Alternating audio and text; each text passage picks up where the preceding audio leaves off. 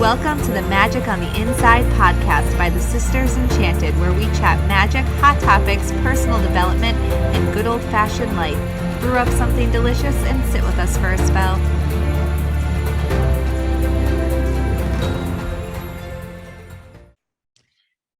Welcome to this episode of the Magic on the Inside podcast. I'm Sara, founder of the Sisters Enchanted, and I am joined by Anna of the Sisters Enchanted. Anna, my sister. I don't know what else I was going to say. My lovely sister. The sister to end all sisters. Yeah. We are not in the same room today. No, but we did have a tropical storm. Mm-hmm. That we did. It's still quite blustery. Yeah. There's downed trees, roads closed, things like that. On today's episode, we are talking about why most intentions fail. And we have a few different things to talk about. And if you listen in throughout the podcast here, you might want to take some notes for yourself, maybe hit pause, make a little audio note for yourself if you think of something, because I think we're going to present some ideas that are worthy of consideration. Stay tuned to our ideas. They may be worthy of your consideration. Okay. So actually, this is an interesting time to be recording this because we were just talking about intentions with our holistic witchery class. Indeed. And we were talking about in there the idea that intentions are often a little misguided. Indeed. And also that it sounds ridiculous, but you have to be pretty intentional about your intentions and figuring out why it is that you want to have those intentions, where that's coming from. The thing that we're talking about in holistic witchery right now is working with the moon. As if you've heard about working with the moon in intention setting, it's really the pacing of the moon is primed for this sort of work because there is ebbs and flows to it. So there's action and then there's reflection, action and reflection, action and reflection, which when you're trying to live intentionally or create something intentionally into being, you're taking action, you're reflecting, you're taking action, you're reflecting. And so many of us just skip that reflection piece. Yes. I think that sorry, I'm going to try to say something without repeating what you said in my Anna movie phone voice. That when we aren't taking the time to reflect, that's why our intentions get away from us, because we shoot for the moon. I see what you did there. We shoot for the moon when it comes to setting intentions, and then we put them out there. A lot of times we don't circle back and say, like, how did this intention go? Did I follow, the phases of the moon to check in with myself? And then when we don't take the time to reflect, we don't see how that intention didn't come through. Yeah. And I know we talked a lot today about being specific with your intention. So that way it's manageable and something that you can actually achieve during a lunar cycle. Yeah. It's like a bajillion-dollar market, this whole how to manifest things idea, right? Online. And I think in person too, and in books and everywhere. And really, honestly, I think that how to simplify down this idea of creating a life that feels like you're living your soul's purpose and it's a life meant for you is to be intentional. And I said this in our class today, to be ruthless about that, about following that and being intentional, because, it takes a lot to sort of go against the grain of what everybody else is doing. If you think about it, most of society and most of what we are taught to do isn't very intentional. It's like, go to the career fair, pick a job, get a savings account, do these things in this order. And that's not us being intentional about our time. That's us taking like a scripted version of a life and inserting ourselves into it. So to be really intentional and to create a space in a life that feels like yours, you have to get really uncomfortable with being the odd man out in a lot of situations, even if it's something small, like you're being intentional with your health. And so all your coworkers are getting nachos and drinks after work, and you don't do that. Anna's like, I do that. Or who doesn't want nachos and drink? yeah. Or like if you are, wanting to buy the latest something or other, or like I'm in this right now where I am like fighting this desire to trade my car in for a different one so hard. I want a different car in the worst ways. And the reality is that my intention is to be time and financially free. And there is nothing wrong with my car. It is fine. And it serves all of our needs, all of our purposes. And I barely drive anywhere. So it's really not at all a real necessity at this point. I mean, I can give reasons why it might be a good choice for us, but in terms of needing to do it, there really isn't a need. And I'm having to be ruthless with myself and maintaining the boundary to myself that this isn't something that, because my intention is to be time and location free. So if I were to get another car and we're location free, we would be driving my husband's truck because it pulls our RV. So we wouldn't even be using that car. That's why you pitched for me to buy your car so that you would be free of paying for it. I know, but you need another car. I do. But do you? I mean, likely. See, here we are again. All right. I mean, that's likely something that I'm going to need. Now, my car is a little bigger than Anna's and would probably help. It would create more space for Tote and Anna's family around. And yeah, but I really, at the end of the day, don't absolutely need a different vehicle. I just desire to own a different one.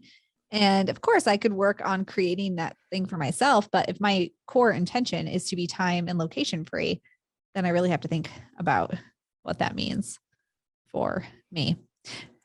Yes, dear sister, I see you with a thought. You need a mini camper with a bed that just has enough seats in it for you and your kids so that when you want to be location free, you don't need your husband to pull the big camper along. You need a self-sufficient Sarah-sized camper. I need a van with a bed in it. Or like a bus, a school bus. That's too big. No, but you get a little school bus. Oh, a little school bus. Yeah. I could drive that. Or a van. A big school bus I cannot drive. Okay. I mean, I guess I could if I really sure focused on it. I don't desire to do that either. It wouldn't be intentional for you. No. Okay. So what are some things why do most intentions fail? One of the reasons is that the thing that a person sets as an intention is actually a goal. What do you think about that? I concur. You concur? So the difference between an intention and a goal is, it can be long-term, it can be short-term, but a short-term, they have a lot of similarities, but an intention is really it's a piece of you, a desire, a piece of your soul self, your shadow self, this inner you that you want to create something for in the world around you for a reason, where a goal is more, it can be really long, it can be really short, but it's sort of to-do listy. So you can even take an intention and then set goals based on your intention. But an intention really comes from your inner self, where a goal is what's kind of happening in the world around you. And you can use goals to create intentions.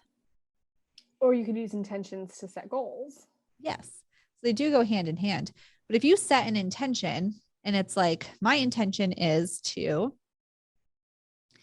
lose 50 pounds or save $50,000 or I don't know, run 50 miles, only 50 examples, whatever that intention is, that's really a goal. You have to work up to that. Your intention might be to feel proud of your athletic expertise or your athletic, not expertise, prowess. Your athletic prowess. Yeah. Or your intention might be to feel really great in your body, or like laugh joyfully running around the backyard with your kids or on a hike or something. And then your goal attached to that would be the number, like the thing that you're doing. So if you set the intention in a lunar cycle, for example, at a new moon or whenever, and you want to, my intention is to lose 50 pounds.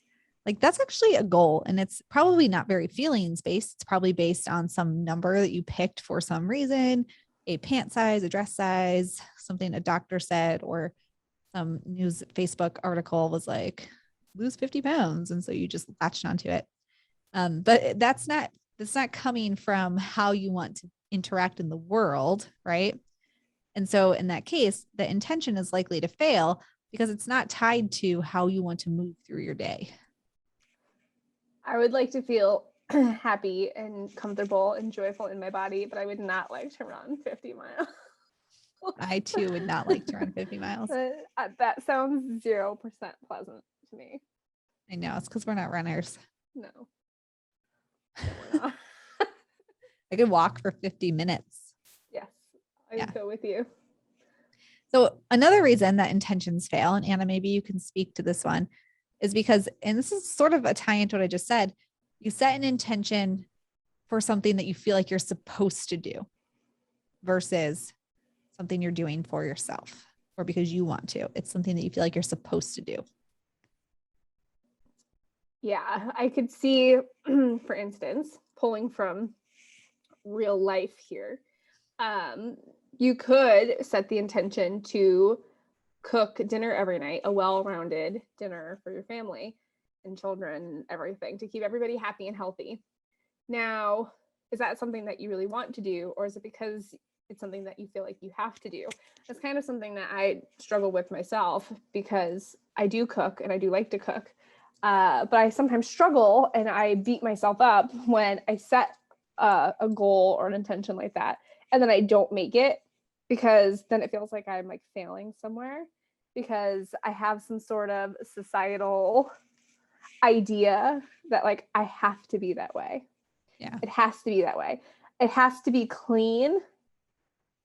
The house has to be clean. The food has to be made. And then the house needs to be clean again for everybody to go to bed successfully.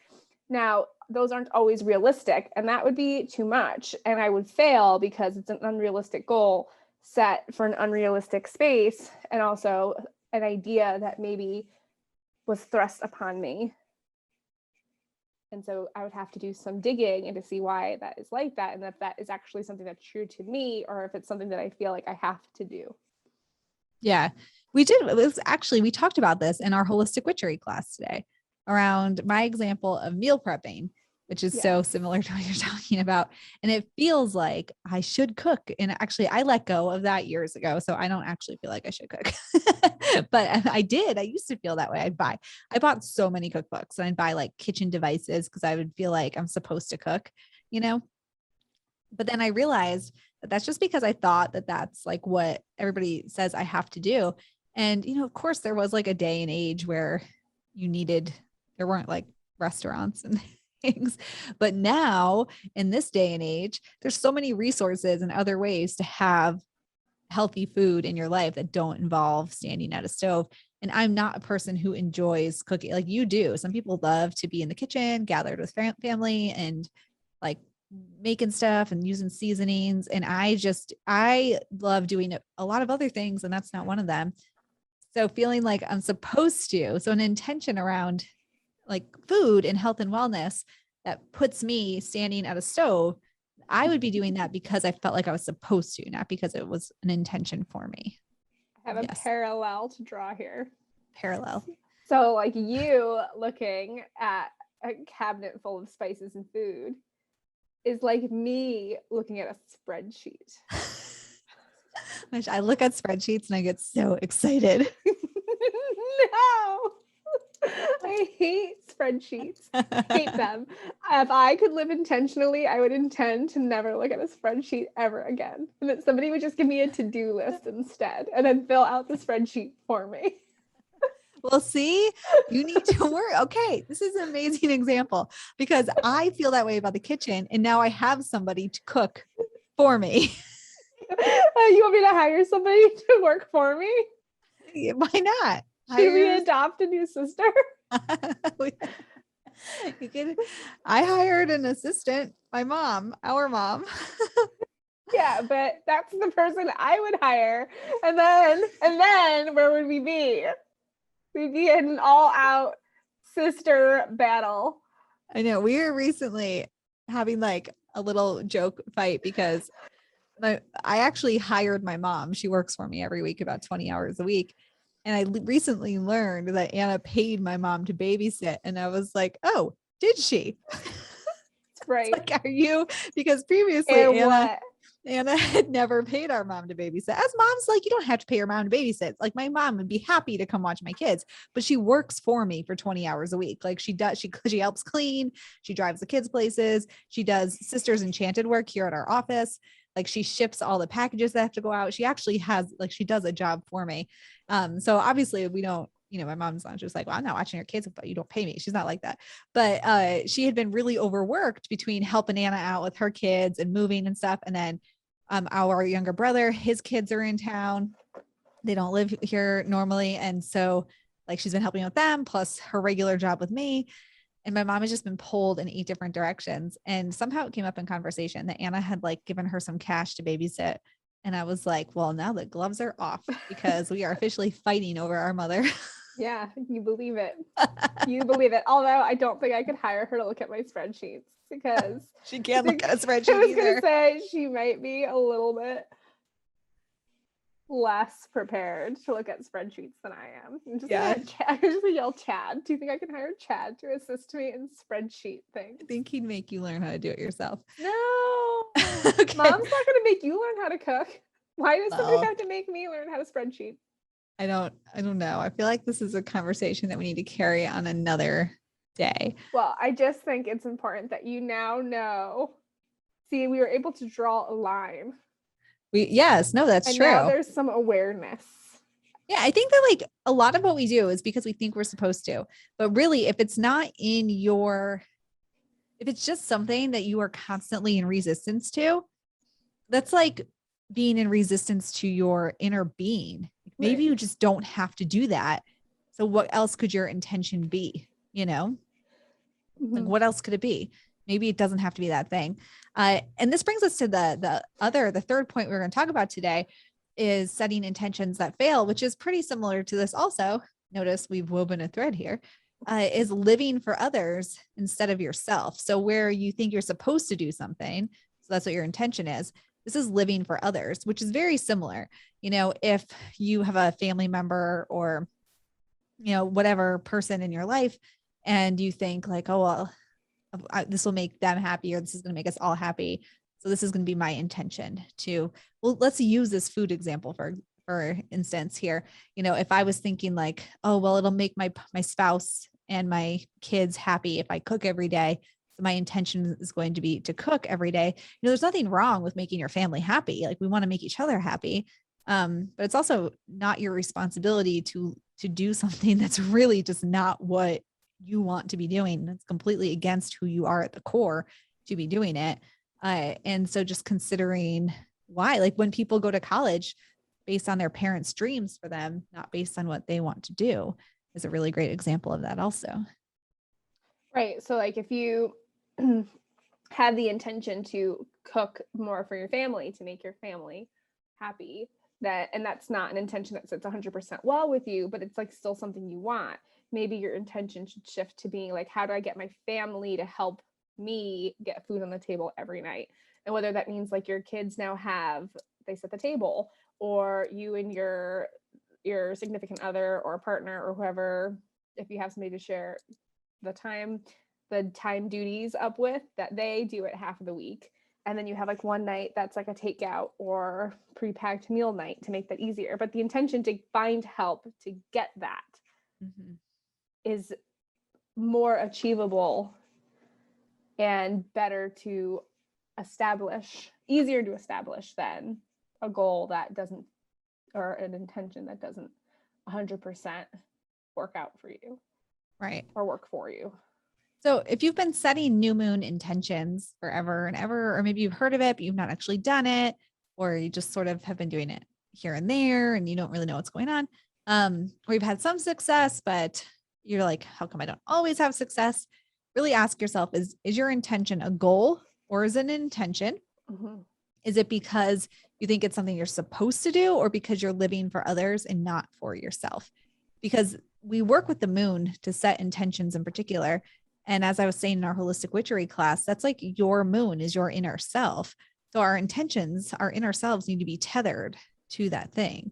And if you're just trying to do stuff that is like random because you think that's what you're supposed to do, or you're not spending the time to really investigate yourself and your inner desires, then they probably won't come to fruition for you. Yeah, well, we can draw another quick line between intention and investment because, like we were saying, also in that holistic witchery chat about like the moon, astrologically speaking, and how that's tied to your emotions and like where you go when you're having a response that's, you know, put out there by an emotion, whether or not you're defending yourself or you're being vulnerable and things like that. So in intention, would it be fair, Sarah, to say that an intention should be something that you are able to invest emotionally into yourself, because the emotional investment in that intention will help your intentions stick?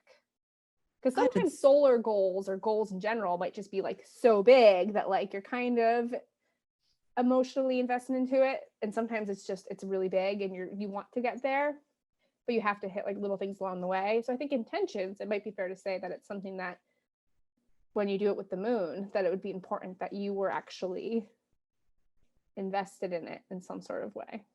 I would say that that's fair to say. Oh, good. I concur. Oh, good.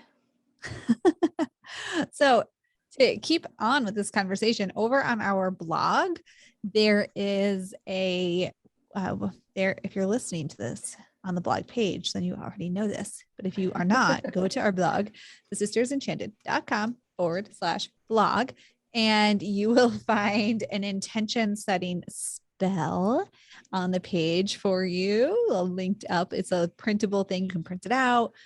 You can not print it out. You can screenshot it, whatever you want to do with it. Whatever you're emotionally invested in doing. Yeah, it is there for you.